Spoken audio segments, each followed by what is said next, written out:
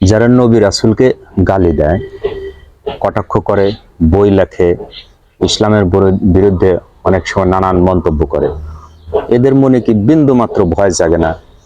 দুনিয়াতে এদের ভয় না জাগলো, পরকাল সম্বন্ধে তাদের যদি ন্যূনতম ভয় ভীতি থাকতো, তাহলে তারা এইভাবে কটূক্তি, এইভাবে বই আকারে লিখে কখনো জাতির সামনে তুলে ধরতো না।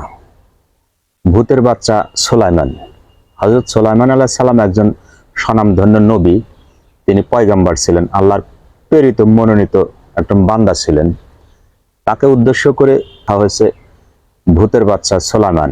আমরা 95-96% মুসলমান দেশে আমরা বসবাস করি, নামে মাত্র আমরা বলি 95% মুসলমান। শুধুমাত্র গরুর গোস্ত খাওয়ার জন্য এটাই পারফেক্ট, 95% মুসলমান।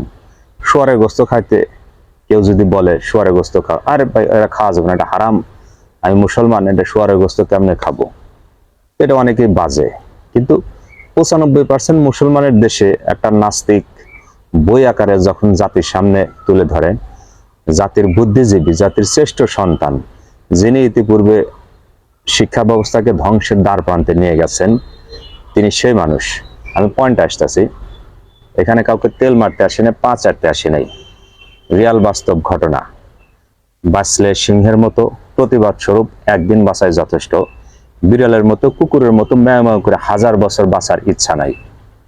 95% মুসলমানের দেশে যখন কোনো নাস্তিক ভূতের বাচ্চা সুলাইমান একটা গল্প বই আকারে জাতির সামনে লেখে, অথচ জাতি চুপচাপ, এই সমস্ত মানুষগুলোর এত বড় সাহস, এত বড় কলিজা, কারণ তাদের পিছনে বিশাল বড় বড় রাঘব বল আছে। আর রাঘব বলগুলো আছে বলে তারা নির্দ্বিধায় অনেক সময় যখন মন চায় তখনই ইসলামের সম্বন্ধে নানান ধরনের বই আকারে, কটূক্তিকারে তারা লিখে যায়। কারণ আমরা 95% মুসলমান, ওই একটাই শুধু আমাদের ইমানের জোর আছে, গরুর গোস্ত খাবো, এই দিক দিয়ে আমরা পারফেক্ট। কিন্তু যখন কাউকে বলা হয় শুয়ারের গোস্ত খায়, এটা হারাম, এটা নাজায়েজ, এটা মোটেই খাওয়া যাবে না, আমি মুসলমান, আমাকে শুয়ারের গোস্ত খাইতে হবে, অথচ এর চাইতে জঘন্য নিকৃষ্ট ধরনের কাজ হয়। আমি আপনি যদি সোশ্যাল মিডিয়ায় কোনো মন্তব্য, কোনো স্বনামধন্য ব্যক্তিকে নিয়ে যদি মন্তব্য করি, সর্বোচ্চ 24 ঘন্টার ভিতরে আমি দেশে থাকি, মাটির নিচে 70 হাত নিচে থাকি, অথবা মঙ্গল গ্রহে থাকি, নাসার টেলিস্কোপের মাধ্যমে, সেখান থেকে বাইনোকুলামের মাধ্যমে বাছাই করে শনাক্ত করে ধরে আইনের আওতায় এনে তাকে উপযুক্ত শাস্তি দেওয়া হবে।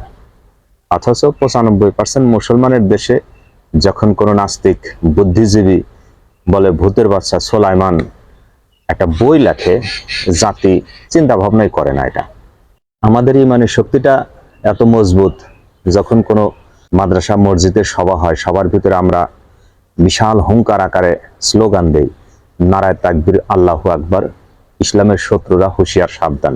এই স্লোগানটা হওয়ার পর আমরা মনে হয় ইসলাম এই বুঝি কায়েম হয়ে গেছে। আমাদের স্লোগানটা ঠিক এরকমই সীমাবদ্ধতা আছে। পৃথিবীর শ্রেষ্ঠ ধর্ম ইসলাম, পৃথিবীর শ্রেষ্ঠ জাতি মুসলমান, আমরা স্বীকার করি, মনে প্রাণে বিশ্বাস করি। বাস্তবে মূলত আমরা এর ধারের কাছেও আমাদের যেতে পারি না।